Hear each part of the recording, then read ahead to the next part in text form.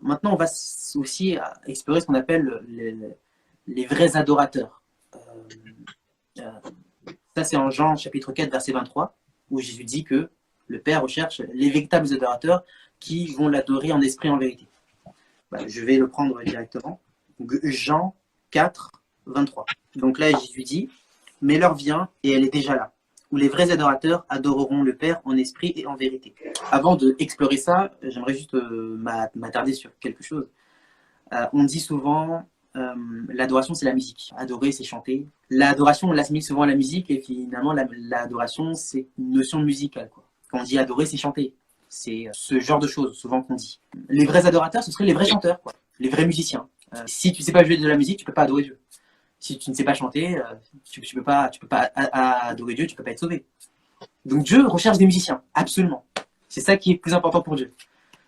Bon, on va essayer de comprendre vraiment sérieusement le passage. Et qu'est-ce que l'adoration? Qu'est-ce que l'adoration, simplement? Donc là, en fait, c'est la femme samaritaine. Et là, la femme samaritaine, au verset 19, demande à Jésus. Seigneur, lui dit la femme, je vois que tu es un prophète. Nos ancêtres ont adoré sur cette montagne. Et vous, vous dites, vous, que l'endroit où il faut adorer est à Jérusalem. Donc, les Samaritains, ils adoraient à la montagne et les Israélites de Jérusalem adoraient à Jérusalem. Et chacun dit, non, mais il faut adorer Dieu sur la montagne, il faut adorer Dieu à Jérusalem, au temple, il faut adorer Dieu dans sa cabane. Voilà. Et si tu adores Dieu n'importe où, tu n'as pas vraiment adoré Dieu, quoi. Donc là, on voit que l'adoration, déjà, Jésus va répondre. Il dit, femme, lui dit Jésus, crois-moi, l'heure vient et où ce ne sera ni sur cette montagne, ni à Jérusalem que vous adorerez le Père, etc. etc.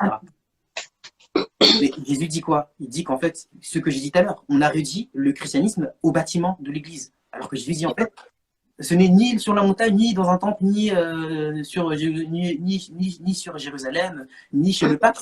C'est partout. C'est n'importe où tu peux adorer Dieu. Mais adorer Dieu, c'est quoi? Adorer Dieu, c'est le servir, c'est lui obéir. Lorsqu'on va dans l'étymologie grecque, c'est proskuneo. Je pense que ça, c'est un certain nombre d'entre nous doivent connaître ça. Et finalement, l'adoration, c'est la soumission envers Dieu. C'est servir Dieu, c'est lui obéir. C'est ça l'adoration.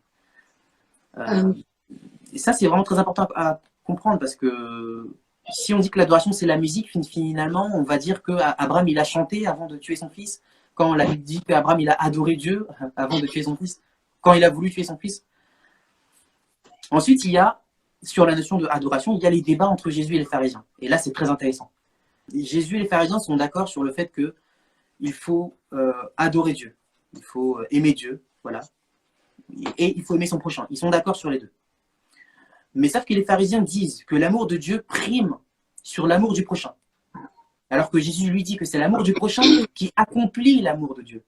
Donc les pharisiens disent que l'amour de Dieu est plus important que l'amour du prochain. Jésus dit que c'est l'amour du prochain qui accomplit l'amour envers Dieu. Le problème, en fait, c'est qu'ils n'avaient pas la même définition de l'amour de Dieu, de l'adoration.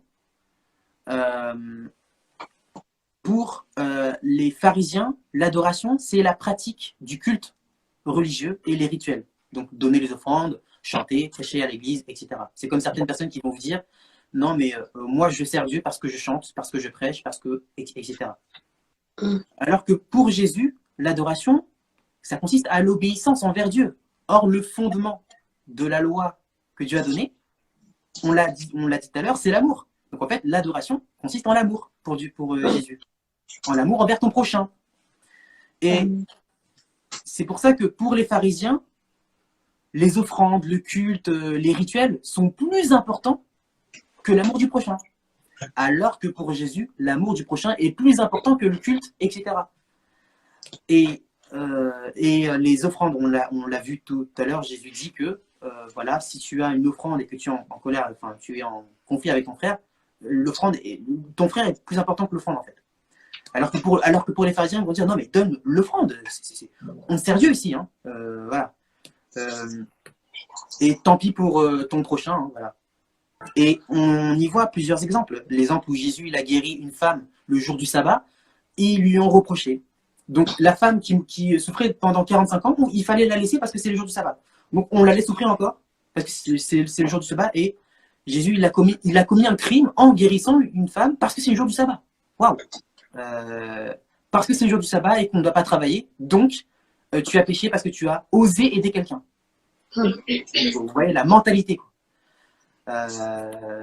Et puis on l'a vu aussi, Jésus dit « Je ne vous ai jamais connu » à des gens qui considéraient que servir Dieu, ça consistait dans faire le culte, aller à l'église, les offrandes, etc. Et donc il leur dit « Je ne vous ai jamais connu ». Les pharisiens, comme on l'a vu aussi tout à l'heure, les pharisiens encouragent les jeunes à donner l'offrande, même ce qu'ils devaient à leurs parents et à leur famille. Donne à Dieu, même si ça mettra en péril financièrement ta maison. Les pharisiens disaient ça parce qu'ils considéraient justement que le culte, le temple est plus important, les affaires du temple sont plus importantes que l'amour du prochain, que l'amour de tes parents, que honorer tes parents. Et donc c'est pour ça qu'ils insistaient sur le fait que tu dois donner l'offrande, Jésus, tu ne dois pas guérir les gens le jour du sabbat, alors que Jésus lui disait, mais en fait, l'amour de Dieu, ce n'est pas dans le culte, c'est dans l'amour du prochain. Et donc, c'est vraiment ça, cette mentalité que je pense qu'on devrait avoir. Et que malheureusement, ce que je vois aujourd'hui, c'est que dans nos églises, on est retourné dans une forme de pharisianisme.